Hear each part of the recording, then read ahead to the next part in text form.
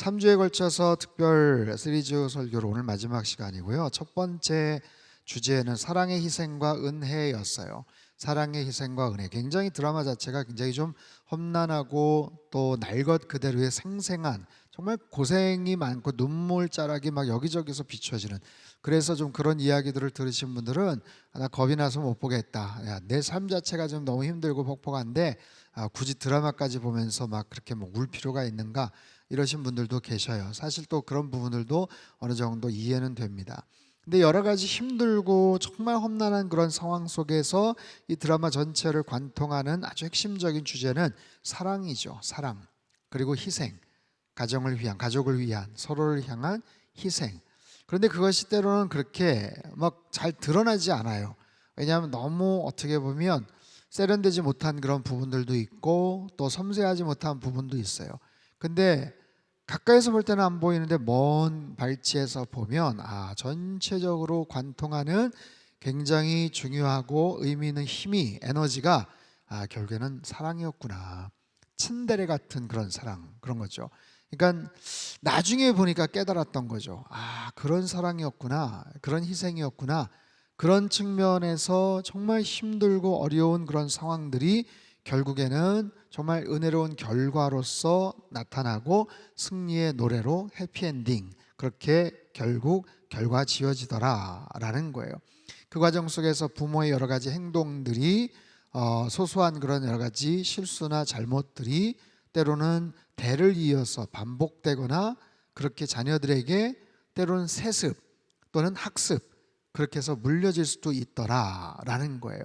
그 불법 과외를 했었던 그 제니의 엄마의 이야기도 있고, 학시 같은 경우도 있고, 그런 부분들이 본인이 원튼 원치 않든 자녀들에게 잘못된 모습으로 학습되거나 대물림되는 그런 장면들도 우리에게 굉장히 중요한 교훈으로서 또 다가오기도 하고, 어쨌든 그런 여러 가지 우여곡절 끝에 사랑의 힘으로 그 고난을 이겨내더라라는 것이 전체적인 관통하는 주제죠. 지난주 설교의 제목은 인생의 거친 풍랑 속에서 나에게 회복 탄력성은 얼마나 있는가. 풍랑이라는 주제, 그 바다잖아요. 제주도 바다. 바다라는 어떤 측면에서 그 파도, 그 바다가 그들에게 소망을 주고 어떤 미래 먹거리를 주고 또 살아갈 힘도 주지만, 때로는 가족들을 삼키고 고난을 일으키게 하는 여러 가지 약간 빌런과 같은 그런 모습으로 거기가 등장을 하는데, 그 속에서 우리는 어떻게 회복 탄력성, 그 드라마 주인공들 뿐이겠습니까? 우리 인생에도 여러 가지 예기치 않은 풍랑들이 있고 광야 같은 그런 여러 가지 힘든 그런 상황 속에서 나에게 있는 회복 탄력성은 과연 어느 정도 되는가? 나는 그런 고난을, 역경을 어느 만큼 이겨낼 수 있는가? 그 드라마에서 아주 중요한 하나의 메인 카피처럼 살면 사라진다. 힘들고 어려워도 살면 사라진다. 버티고 발버둥 치고 정말 숨이 막혀가지고 죽을 것 같은데 그 바닷속 깊은 곳에서 막 자맥질하다가 발버둥 치면 결국에는 정말 수면 위로 와서 숨을 쉴 수 있다라는 거죠. 그런 삶의 아주 중요한 하나의 원칙들, 내가 아무리 힘들어도, 내가 아무리 어려워도 이 부분만큼은 넘지 않겠다, 내가 이 부분에서는 내가 포기하지 않겠다라는 삶의 어떤 철칙들, 그리고 드라마 곳곳에서 나타나는 주인공들의 당당함, 그죠? 당당함, 정직함, 꾸준하고 성실함, 이런 부분이에요. 그리고 그 고난과 어려움들을 이겨낼 수 있도록 가족의 힘, 서로가 의지하고 서로 버텨주고 서로 어려운 부분들을 함께 도와주는 좋은 이웃들, 좋은 지인들, 친구들, 그럼에도 끝까지 꿈을 포기하지 않았을 때 주인공이 마지막에 시집을 멋있게 쓰는 것으로 또다시 귀결이 되는, 원래 봄, 여름, 가을, 겨울로 그렇게 스테이지를 나눠서 드라마가 만들어졌거든요. 근데 겨울은 굉장히 우울하잖아요. 춥잖아요. 힘들잖아요. 근데 또다시 봄, 그렇게 드라마의 모든 그런 부분들이 이루어지는 거예요. 봄, 여름, 가을, 겨울. 하지만 그 겨울에서 이제 끝난 것 같지만, 절망 가운데 있는 것 같지만 또다시 찾아올 소망의 봄을 꿈꾸는 것, 바로 그런 모습이에요. 자, 오늘 마지막 부분인데요, 관계 회복과 성숙이라는 그런 주제를 가지고 오늘 말씀을 좀 나누려고 합니다. 관계 회복, 관계, 본질적인, 인간 존재의 가장 본질적인 관계. 여러분, 사람 인자도 마찬가지죠. 서로 의지를 할 수밖에 없는, 여러분 혼자 살 수 있는 사람은 어디 있겠어요? 아무리 똑똑하고 잘나고 돈이 많아도. 관계, 누군가를 의지하고 누군가에게 도움을 받고 주고받을 수 있는 바로 그런 것. 여러분 누가 행복한 사람이에요? 높은 권력을 가진 막강한 힘을 가진 사람이 행복할까요? 내가 마음대로 뭔가 할 수 있는 돈을 가진 사람이 행복할까요? 어느 정도 행복이라고 말할 수 있는 감정들을 느끼겠지만 가장 중요한 것, 좋은 관계를 맺을 줄 아는 사람이 행복한 거예요. 좋은 관계를 맺을 수 있는가? 전혀 생면부지에 모르는 사람과의 관계, 여러분 그거는 뭐 나중 일이고 중요한 것은 가까운 사람과의 관계, 지인과의 관계, 자주 만날 수 있는 사람과의 관계. 이 드라마 안에서 수없이 많은 다양한 모습의 관계들이 설정이 되어 있어요. 끊임없이 정말 시줄과 날줄로 연결되어 있는 실타래가 촘촘하게 엉켜져 있는 것 같은, 하지만 그것이 서로 간의 아름다운 조화를 이룰 수도 있고 때로는 여러 가지 어둡고 깊은 색조로 우리 삶의 어두운 부분들을 만들어내기도 합니다. 우린 그 관계 속에서 굉장한 행복을 느낍니다. 좋은 관계 속에서 우린 기쁨을 누립니다. 하지만 그 관계가 어그러지면 말할 수 없이 속이 상해요. 가장 큰 상처와 아픔을 주는 것도 그 관계가 어그러질 때, 힘들 때예요. 부모와 자녀와의 관계, 남편과 아내와의 관계, 시부모와 며느리와의 관계, 친구와 동료, 교우와의 관계들, 이 모든 관계들이 우리의 삶의 내용, 그런 방향, 여러 가지 그런 부분들을 결정짓게 되죠. 자, 본문에 나타난 여러 가지 그런 관계적인 부분들을 한 몇 개 살펴볼게요. 시어머니와 며느리의 관계, 계옥과 애순의 관계입니다. 네, 둘이 그 드라마에서 나와 있는 사진을 좀 찾으려고 했는데 마땅한 게 별로 없더라고요. 아마 저 장면은 뭐 이렇게 드라마 전후에 두 분이 이렇게 찍었던 사진인 것 같은데, 뭐 연기를 정말 뭐 너무너무 잘해서, 시어머니 역할을 하셨던 저분도 너무너무 연기를 잘했죠. 탐탁치 않은 며느리죠. 어린 며느리, 자기 믿음직스러운 관식이 자기 아들 굳이 애순이하고 결혼을 시키고 싶었을까? 아니죠. 어떻게든지 떨어뜨리려고 했었는데 그게 잘 안 됐어요. 그러면서 처음부터 시작된 고부 갈등의 그런 여러 가지 모습들, 탐탁지 않았고 못마땅했고 우리 집안의 며느리 자격이 안 되는, 정말 내세울 것 하나도 없는 어떤 그런 모습. 그래서 때로는 아주 빈정대고 날카로운 말로 상처를 주고 따가운 시선으로 정말 부끄러움을 주는 어떤 그런 모습들. 한 에피소드 장면 속에서 심지어는 며느리의 따귀를 때리는 그런 모습도 나와요. 그게 내처 마음속에 계속 행겼는지 나중에 한참 나이가 들어서 그 부분을 조심스럽게 꺼내는 장면도 나오죠. 내가 어떻게 하다가 너 했던 거 너 기억나냐? 미안하다라는 식으로 슬쩍 얘기하려고 했는데, 아무튼 나중에 성인이 되었던 애순이는 그것 왜 기억 못하겠냐, 나도 처음 그렇게 당했는데, 하지만 어머니 고마운 것도 많았다 하면서 그 막내 아들 죽었을 때 나한테 타박하지 않고 뭐라고 하지 않았던 거, 그것 때문에 참 고마웠다 하면서 굉장히 서로 간에 마치 그 뭐 만화영화 톰과 제리처럼 아웅다웅 옥신각신하는 막 그런 모습들이 막 나오지만, 나중에 시간이 지나면서 서로를 더 깊이 이해하는 어떤 그런 모습들로 서로 설정이 돼요.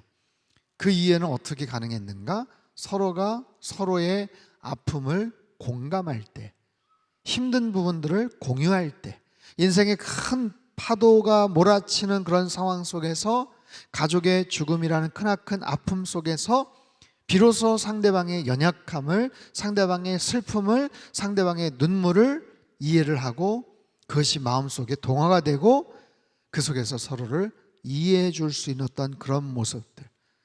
그래서 시어머니와 며느리의 어떤 그런 설정보다는 나중에 가서는 정말 누구보다도 끈끈한 친어머니 이상의 어떤 그런 모습으로 서로가 그렇게 엮여져 가는 그런 모습들이 있죠. 정말 깊은 상실감을 서로가 공유를 하기 때문에 굳이 거기서는 말을 하지 않아도 그런 장면들이 나와요. 에베소서 4장 32절 말씀을 한번 같이 읽어볼까요? 시작. 서로 친절하게 하며 불쌍히 여기며 하나님이 그리스도 안에서 너희를 용서하심과 같이 하라. 자, 서로 친절하게 하며 서로 불쌍히 여기며라는 뜻이에요. 서로 친절하게 하라, 서로 불쌍히 여기라, 서로 용서하라, 서로를 불쌍히 여기라. 서로를 용납하라, 서로 친절하라, 서로를 이해하고 포용하고 용서하는 이 마음들, 바로 이 마음이 상대방을 불쌍히 여기는 마음, 긍휼한 마음이죠. 긍휼히 여기는 마음. 친절함은 굉장히 밝은 어떤 색조를 띠는 그런 정서라면, 불쌍히 여긴다라는 것은 약간 소극적인 측면이지만 더 깊이 상대방을 이해해 줄 수 있는 어떤 그런 마음들이에요.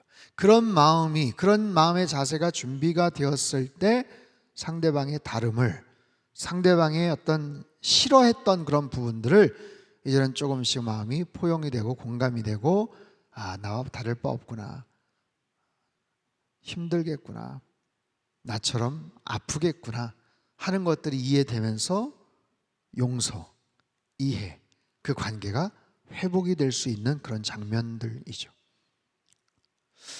두 번째 관계 설정은요, 부모와 자녀와의 관계, 오해에서 화해로, 관식과 은명, 아들이죠.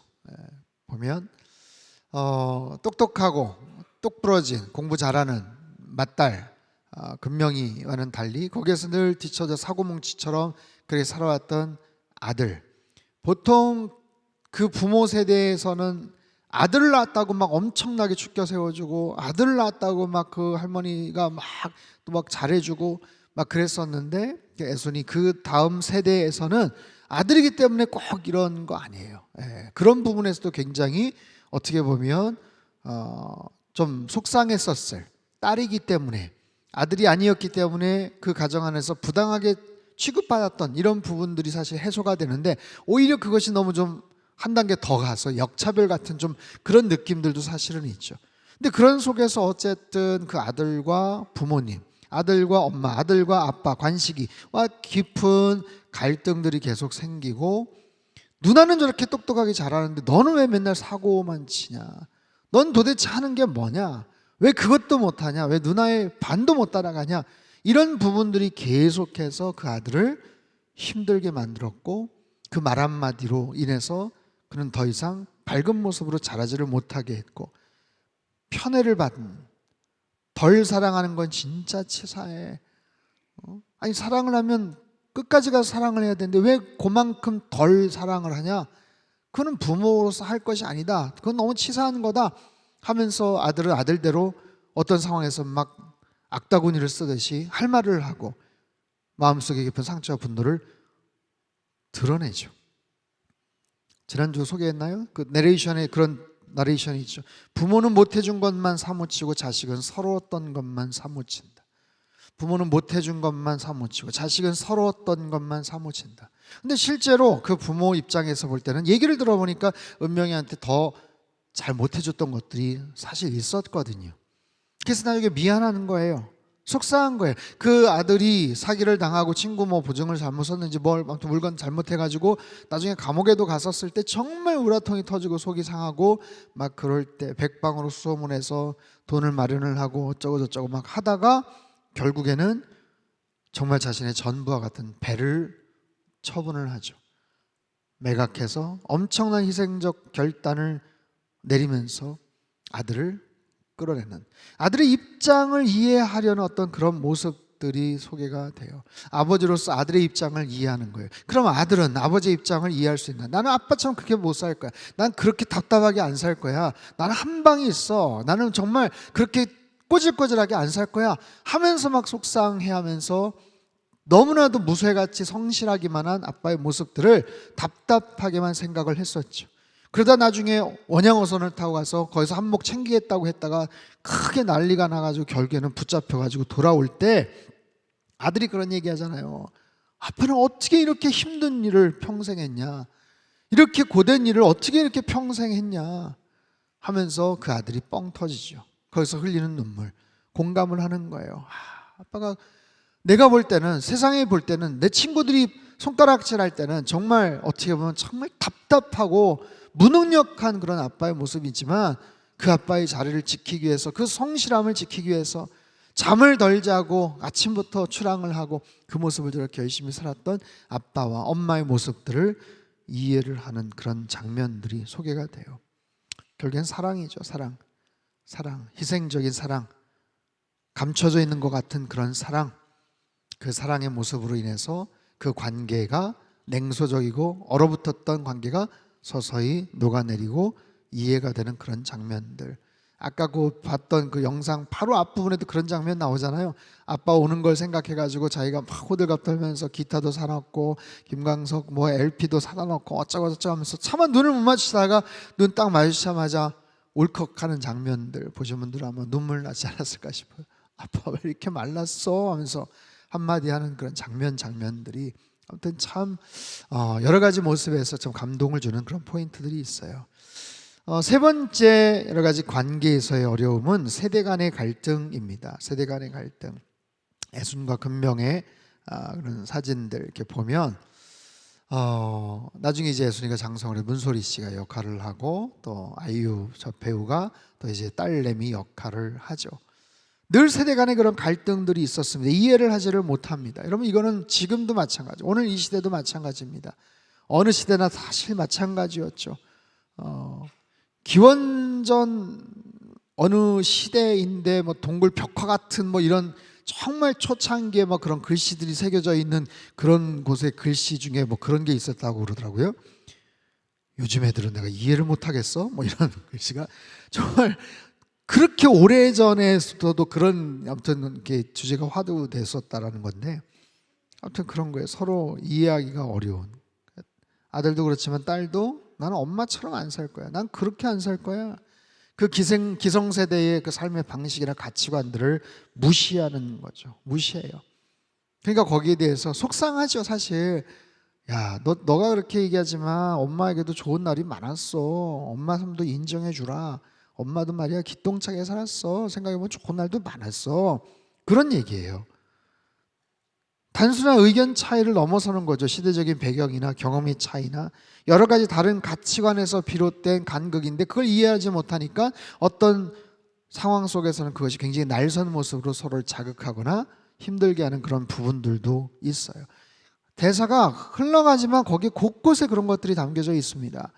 어린 딸내미 금명이가 엄마 애순이와 간식이 결혼사진 보면서 그 대화하는 거 보세요. 보면서 참 되게 신기하잖아요.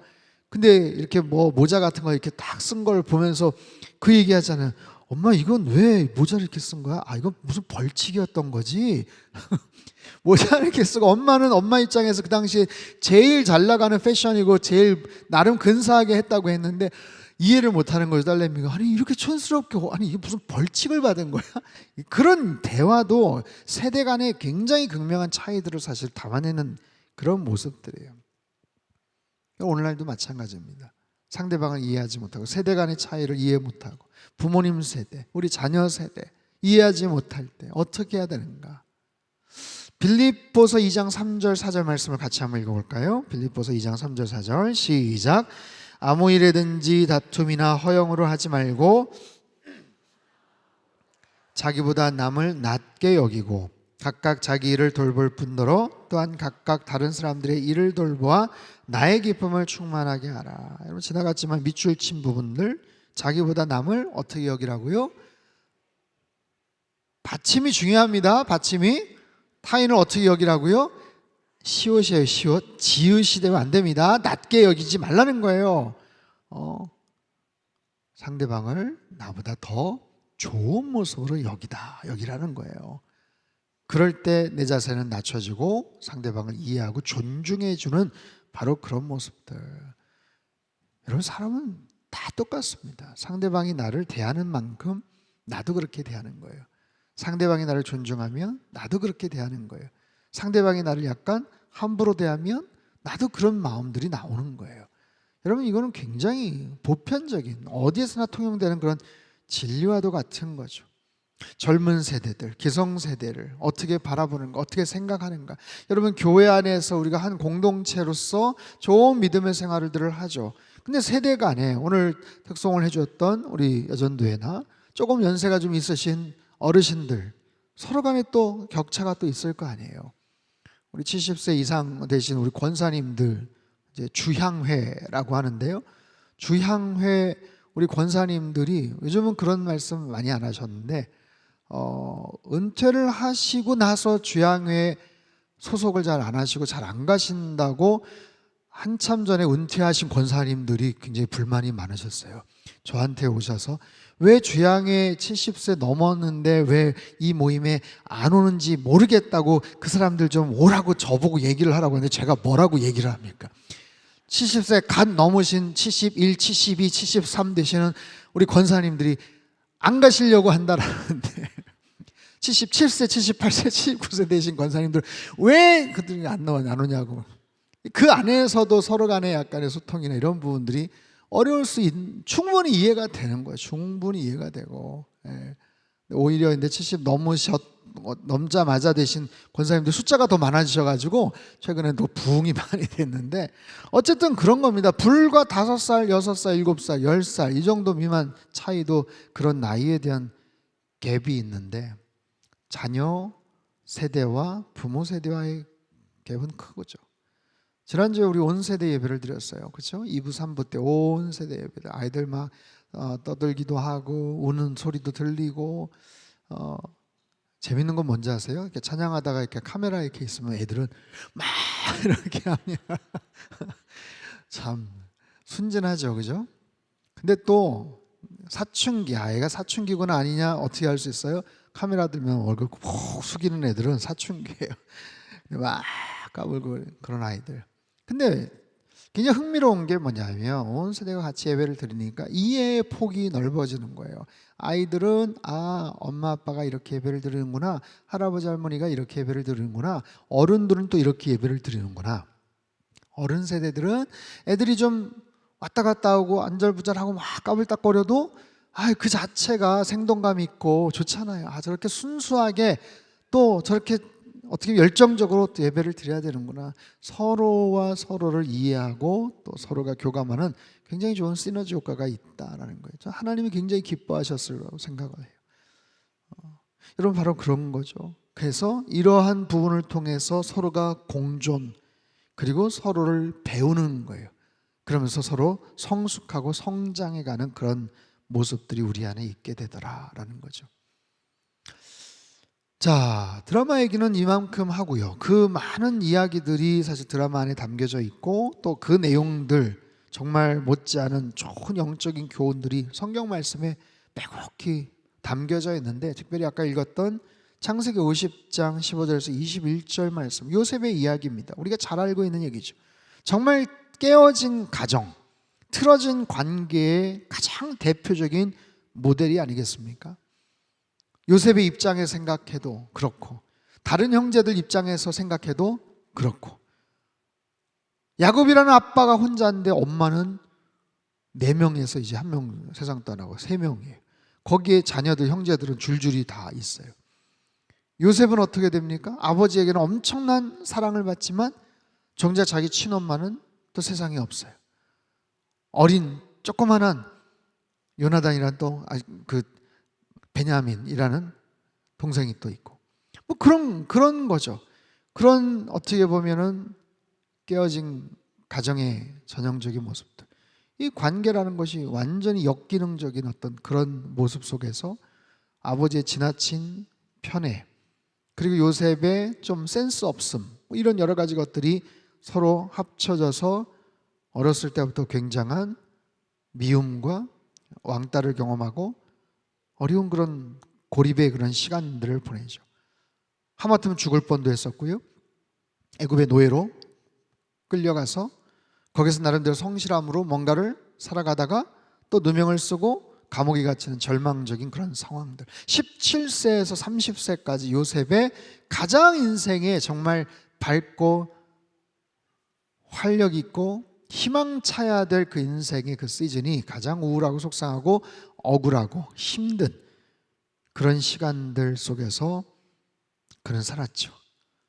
요셉이 겪었을 고통과 그 외로움 말로 표현할 수 없는 그런 부분이 하지만 하나님에 대한 신뢰 그리고 하나님께서는 요셉의 삶을 지켜주셨고 결국엔 애굽의 총리라는 높은 자리로 오르게 하셨죠.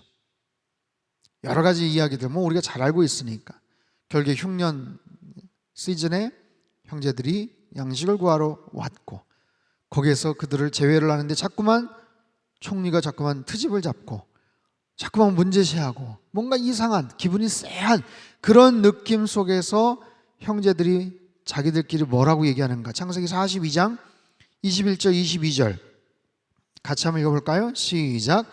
그들이 서로 말하되 우리가 아우의 일로 말미암아 범죄하였도다. 그가 우리에게 애걸할 때에 그 마음의 괴로움을 보고도 듣지 아니하였으므로 이 괴로움이 우리에게 임하도다. 르우벤이 그들에게 대답하여 이르되 내가 너희에게 이 아이에 대하여 죄를 짓지 말라고 하지 아니하였더냐. 그래도 너희가 듣지 아니하였느니라. 그러므로 그의 핏값을. 여러분 보세요. 가정 안에 여러 가지 독특한 그런 구조가 있죠. 그런 상황들이 있죠. 그것이 원튼 원치 않든 아니면 의도적이든 그렇지 않든 만들어진 설정들, 세팅들이 다 있어요. 근데 그 안에서 어쨌든 잘못, 실수, 과오 또는 죄로 인해 발생하는, 파생되는 여러 가지 그런 문제들, 그런 이야기들이 이거는 그냥 시간이 지난다고 해결되지를 않아요. 그리고 그들도 압니다. 계속해서 그런 죄책감을 갖고 있었겠죠.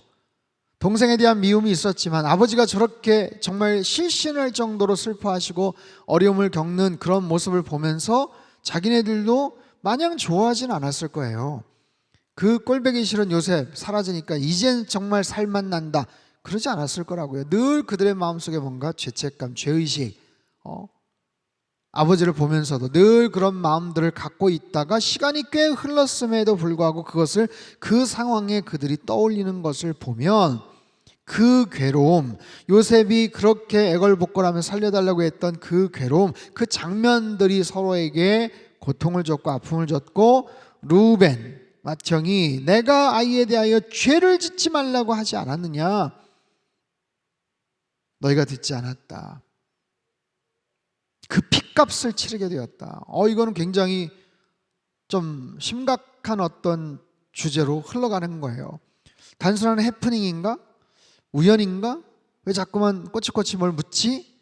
뭔가 이상하게 꼬이는 거 아닌가? 라고 생각이 들었는데, 죄값이라는, 핏값이라는 자기네들이 오랫동안 마음속에서 그냥 외면하고 부인하고 싶었던 그 죄된 것들이 이제 드러나는 그런 장면 속에서 그들이 이제 어떤 현실을 직시하게 되죠. 자, 과거에 저들은 악행에 대한 두려움, 죄책감이 갑자기 확 흐르게 됩니다. 나중에 여러 가지 이야기들, 그래서 나중에 요셉이라는 것도 알게 되었고 가족들이 이주를 하게 되었고 그 속에서 또 시간이 훌쩍 흐르게 되거든요. 시간이 훌쩍 흘러요. 아버지 나이가 130세 때 애굽왕 바로 앞에 갑니다. 요셉을 만납니다. 근데 그 야곱이 17년의 시간이 또 흘러요. 해피엔딩으로 그냥 끝날 수 있을 것 같았던 이야기입니다. 그래서 아버지가 돌아가셨는데 거기에서 아직까지 해결되지 않았던 지나간 17년, 아니 그 이상의 어렸을 때 그 모든 이야기에 아직도 해결되지 못했던 그런 부분들이 아직도 있었던 거예요. 그래서 아버지 돌아가셨을 때 요셉을 찾아가서 여러 가지 구차한 그런 변명을 하죠. 혹시 들었는지 모르겠지만 아버지가 이런 유언을 사실 남기셨거든요. 요셉 동생 총리님, 이런 애매한 그런 아주 관계 속에서 그런 얘기를 하고, 혹시 이제 아버지도 안 계시는 마당에 이제는 복수의 칼을 들지 않을까? 창세기 50장 15절. 요셉이 혹시 우리를 미워하여 우리가 그에게 행한 모든 악을 다 갚지나 아니할까? 라는 불안감에 어찌할 바를 알지 못합니다. 그러면서 조심스럽게 요셉에게 자기네들을 용서해달라고, 자기네들이 입이 1000개라도 말을 못하지만 사실 이거는 아버지가 그렇게 부탁을 한 거니까 아직도 그런 미움이 있을지 모르겠지만, 아니 당연히 있겠지, 근데 아버지가 유언으로 남기신 거니까 그렇게 용서해 줄래요? 약간 이런 거예요. 자, 창세기 50장 16절 17절 같이 한번 읽습니다. 시작. 당신의 아버지가 돌아가시기 전에 명령하여 이르시기를 이같이 요셉에게 이르라. 내 형들이 내게 악을 행하였을지라도 이제 바라건대 그들의 허물과 죄를 용서하라 하셨나니 당신 아버지의 하나님의 종들인 우리 죄를 이제 용서하소서 하매 요셉이 그들이 그에게 하는 말을 들을 때에 울었더라. 여러분, 이 말씀은 정말 요셉이 눈물을 흘릴 수밖에 없는 그런 거예요. 요셉은 용서했다고 생각을 했고 자기는 잊었다고 생각을 했는데 형들은 용서받지를 못했구나 하는 거에 대한 미안함. 여러분, 참 웃기죠? 사실 요셉이 왜 미안해야 합니까? 요셉이 오히려 피해자인데, 근데 어떻게 하다 보니까 오히려 이상한 가해자의 모습처럼 되어 있었던 거예요. 용서를 충분하게 못했나? 상대방들이 용서를 충분히 못 받았다라고 생각을 하니까 어느 순간 자기는 가해자의 모습처럼 되어 있더라는 거예요. 그러면서 소설을 쓰는 거죠. 아버지 돌아가시기 전에 명령하여 이루셨다. 명령하여 이루셨다. 눈도 잘 안 보이고 힘도 없는 아버지가 무슨 명령을 합니까? 그런 얘기를 할 거면 요셉 불러다가 직접 얘기를 하지 왜 자기네들한테 이야기를 합니까? 네 형들이 네게 악을 행하였을지라도 이젠 바라건대 그들의 허물과 죄를 용서하라. 당신 아버지의 하나님의 종들인, 복잡합니다 이게. 요셉이라고 말도 못하죠. 하나님의 종들, 자기의 종들이라는 거예요. 우리 죄를 이제 용서하소서. 얼마나 그 죄책감과 용서받지 못한 그 마음에 불안함에 두려워 떨었겠습니까? 상대방은 동생이지만 애굽의 최고 권력자 아니겠어요? 아버지 돌아가신 마당에 이제는 우린 끝났다, 작살났다, 이런 거 아니에요. 그 속에서 그 이야기를 듣고 요셉의 반응을 봅시다. 첫 번째, 요셉의 어떤 반응? 눈물입니다. 눈물. 형들의 말을 듣고 요셉이 울었어요. 울었어요. 복수심의 눈물인가요? 아닙니다. 분노의 눈물인가요? 아닙니다. 너무나도 가슴 아픈 연민의 눈물이고 미안함의 눈물이에요. 아픔의 눈물이에요. 형들이 그 마음으로 지금까지 살았겠구나 라고 생각하니까 과거에 자기에게 했던 모든 것들은 다 잊혀졌고 그냥 미안한 거예요. 미안한 거예요. 과거에 그 죄책감과 두려움에 바들바들 떨고 있었을 형들에 대한 그 마음들. 여러분, 어떻게 생각하면 이미 하나님이 보상을 해주시지 않았을까? 물론 17살 때 끌려가서 30살 될 때까지 고생을 하고 정말 억울하고 속상하고 힘든 시간들을 보내긴 했지만 그럼에도 불구하고 해피엔딩이잖아요. 결과가 좋잖아요. 이렇게 성공했잖아요. 어마어마한 부와 권력을 누릴 수 있잖아요. 그러면 이 모든 것들 다 잊어버리고 다 그냥 자기는 모든 부분들 아름답게 그냥 승화시킬 수도 있을 것 같은데 형들은 전혀 그러지 못했다는 거예요. 여러분, 죄라는 것은 이만큼 무섭습니다. 죄에 대한 부분은 시간이 지난다고 자연스럽게 해결되지 않아요. 반드시 어떤 선언이 필요하고 반드시 어떤 모멘트가 필요해요. 여러분, 그런 속에서 하나님께서 우리의 삶의 여정 속에 우리의 삶의 여러 가지 굽이굽이 흘러가는 그런 삶 속에 나타나셔서 예수 그리스도를 통해서 우리의 모든 죄의 권세를 끊어버리시고 그리고 다시 새롭게 하는 놀라운 은혜를 주신 줄로 믿습니다. 여러분, 이런 분명한 복음의 능력, 구원의 확신 안에서 여러분들 살아가셔야 돼요. 그렇지 않으면 요셉의 형제들처럼 늘 불안함 속에서, 두려움 속에서, 죄책감 속에서 그렇게 살아가게 되더라라는 거예요. 합력하여 선을 이루어주신 하나님, 우리가 알거니와 하나님을 사랑하는 자, 곧 그의 뜻대로 부르심을 입은 자들에게는 모든 것이 합력하여 선을 이루시는 줄로 믿습니다. 요셉의 반응 두 번째는요, 하나님의 주권에 대한 인정입니다. 요셉이 말하죠. 두려워하지 마소서. 내가 하나님을 대신하겠습니까? 내가 하나님을 대신하겠습니까? 나는 애굽의 총리입니다. 모든 권한과 결정권과 심판권이 나에게 있습니다만 그럼에도 불구하고 더 높은 권세자가 계시는데 그분이 바로 하나님 아니십니까? 하나님의 심판과 하나님의 정의와 그 속에서 저는 불과 보잘것없는 하나의 도구로 쓰임받을 뿐입니다. 이런 겸손함 그리고 하나님 주권에 대한 신실한 인정이 있었던 거예요. 자, 요셉이 어떻게 용서를 할 수 있었는가? 어떻게 깨달을 수 있었는가? 자, 20절 말씀 가장 중요한 핵심 구절이죠.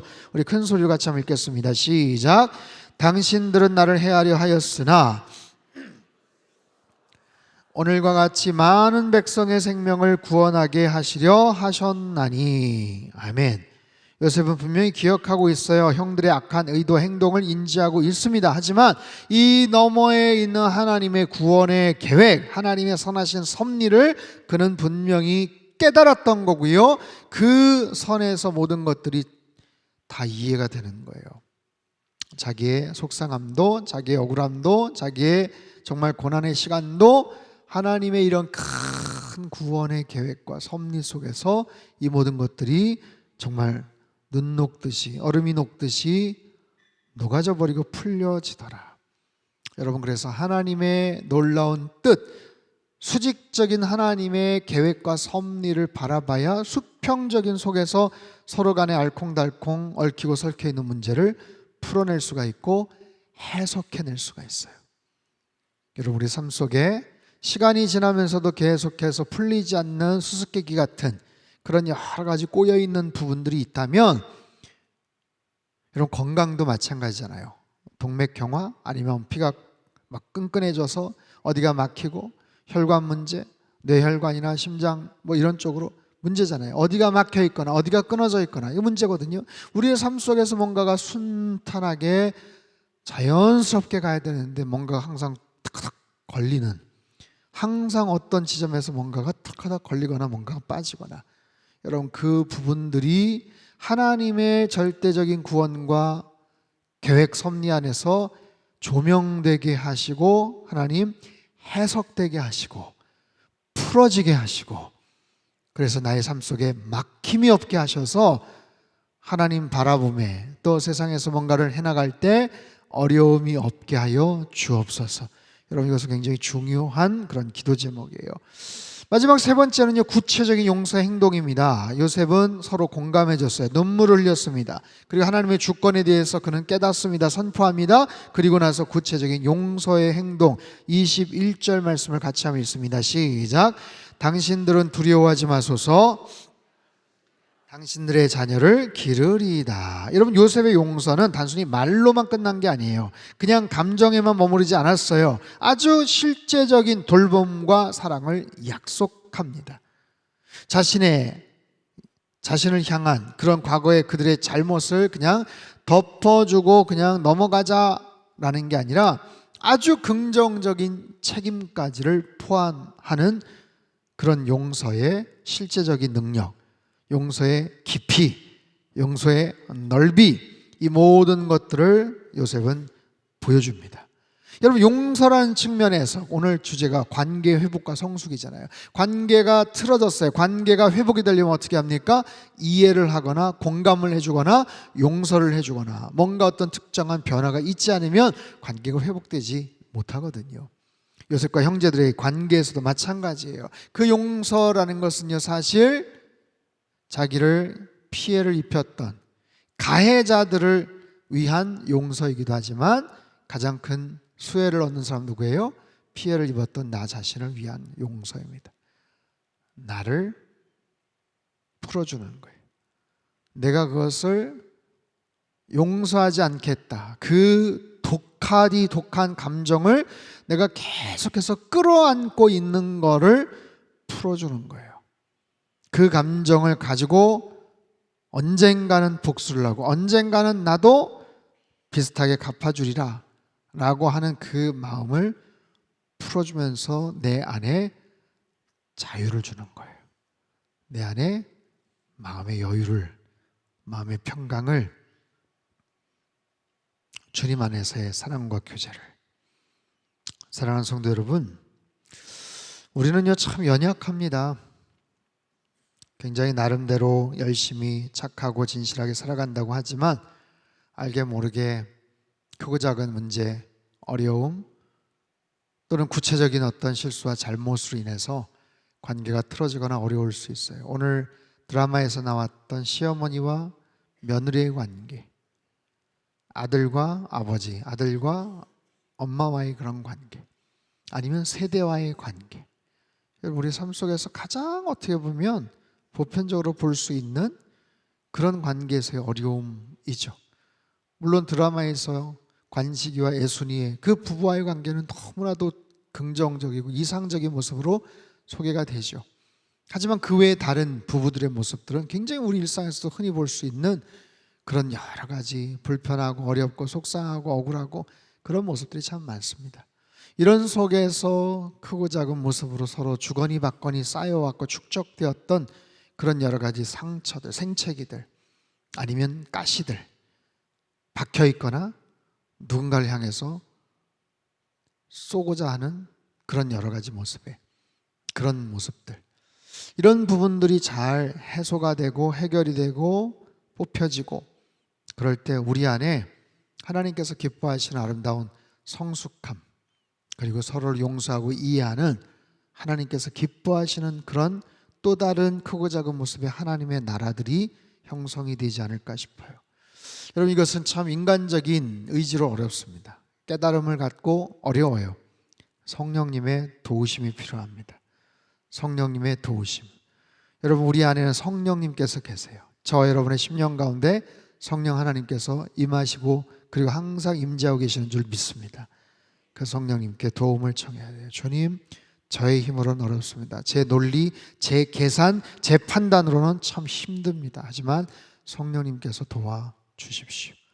제 마음을 열어주시고 제 마음을 위로해 주시고 저의 심령을 주님께서 다독여 주시고 그렇게 해서 깨어진 관계, 어려운 관계, 무너진 관계, 서로가 오해가 생기고 힘든 그런 관계들이 하나님의 은혜, 성령님의 치유하심 속에서 잘 회복되게 하여 주시옵소서.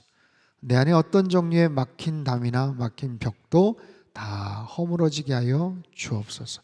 내 안에 박혀있는 어떤 쓴뿌리나 가시 같은 것도 다 뽑혀져 나가게 주님 도와 주시옵소서. 여러분, 이 밤에 그렇게 기도함으로 말미암아 주님 안에서 더 아름다운 관계들을 잘 회복해 나가시고 하나님께서 기뻐하시는 그런 삶을 살아가시길 주님의 이름으로 축복합니다. 살아계신 하나님 아버지, 감사합니다. 말씀을 통해서 성령 하나님께서 나의 심령 가운데 무엇을 원하시고 내가 어떻게 살아가야 되는지를 깨닫게 해주셨습니다. 하나님, 내 마음이 차갑게 하나님 얼어붙었고 여러 가지 크고 작고 얽히고 설켜 있는 가시와 여러 가지 생채기 난 그런 내 마음의 그런 모습들을 하나님 들여다볼 수 있게 해주셨습니다. 주님, 내 마음을 주님 앞에 열어냅니다. 의탁드립니다. 주님, 성령으로 치유하여 주시옵소서. 우리 안에 있는 모든 쓴뿌리들이 뽑혀져 나가게 하시고 여기저기 박혀있는 모든 가시들이 다 뽑혀지게 도와주시고 주님의 터치와 주님의 사랑으로 말미암아 옥토처럼 변하게 도와주시옵소서. 내 안에 있는 여러 가지 하나님 참으로 주님께서 기뻐하시지 않는 긴장과 냉소적인 모습들과 아픔과 하나님 비판적인 그런 모습들 주님께서 치유하셔서 성령 하나님의 나라와 주님의 영광이 충만하게 임하는 나의 심령이 되게 하시고 그 마음을 가지고 모든 관계가 온전하게 회복되는 역사가 있게 하여 주시옵소서. 하나님, 우리의 관계가 회복이 되기를 원합니다. 성숙되어지기를 원합니다. 하나님, 여러 가지 틀어지고 얽혀져 있는 모든 관계 안에 하나님의 용서와 하나님의 평강이 임하게 하여 주시옵소서. 주님, 나라와 민족을 위해서 기도하였습니다. 얼마 남지 않은 대통령 선거 가운데 주님께서 함께 하시고 진심으로 진정으로 이 나라를 정말 잘 이끌어갈 수 있는 정직하고 실력 있고 품성 있고 하나님께서 정말 예비하신 귀한 리더가 뽑혀질 수 있게 하여 주시옵소서. 하나님, 국민들의 마음이 하나님 여러 가지로 사분오열되어 있습니다.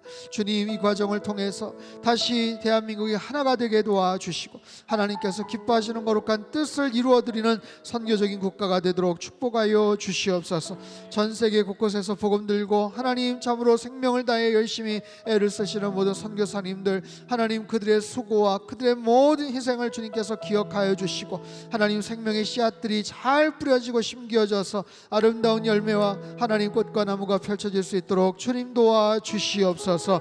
하나님, 이 땅에 많은 교회들 참으로 힘겨워하고 버거워하고 어찌할 바를 알지 못하는 많은 교회가 있습니다. 다음 세대를 주님께서 살려주시고 강단에서 폭포수 같은 진리의 말씀들이 다시 회복이 되게 도와주시고 하나님, 예배가 다시 살아나며 하며 모든 교회의 영적인 생기가 다시 살아날 수 있도록 주님 도와주시옵소서. 우리 개인과 가정을 위해서 기도하였습니다. 먼저 예배하는 가정 되게 하시고 말씀 앞에 엎드리는 가정 되게 하시고, 하나님 오랫동안 우리가 망각하고 간절하지 못했던 우리의 기도의 제목들을 다시 한번 하나님 앞에 나열을 하며 간절하게 주님 앞에 고백할 때에 놀라운 기도 응답의 역사들이 있게 하여 주시옵소서. 하나님 치유의 영으로 함께하여 주시옵소서. 아픈 환우들의 모든 아픔과 그 모든 상처들을 주님께서 쓸어주시고 어루만져주시고 주님의 보혈로 씻어 역사하여 주시옵소서. 급속한 치유가 있게 하여 주시옵소서. 깨끗하게 나음을 얻게 하여 주시옵소서.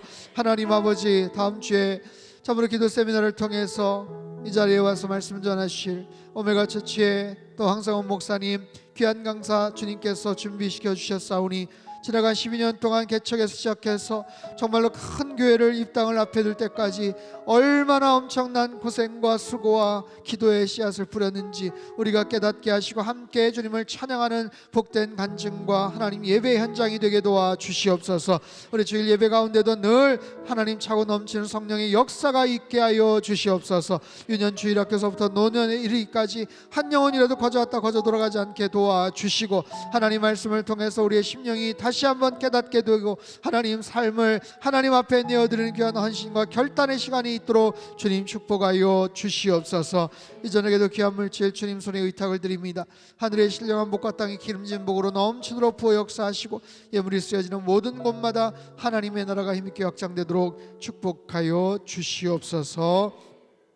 이제는 우리 주 예수 그리스도의 크신 은혜와 하나님 아버지의 극진하신 사랑하심과 성령님의 교통하심의 역사가 주님 뜻 안에서 온전한 모습으로 관계가 다시 회복이 되고 성숙되어 하나님께서 기뻐하시는 성령 충만한 삶을 살아가기를 간절히 소망하는 예배드린 주의 백성들, 그들의 가정과 일터와 건강과 자녀들이 앞길 위해 이 나라 민족 흩어진 모든 열방 위에 이제로부터 영원토록 함께 하시기를 간절히 축원하옵나이다. 아멘.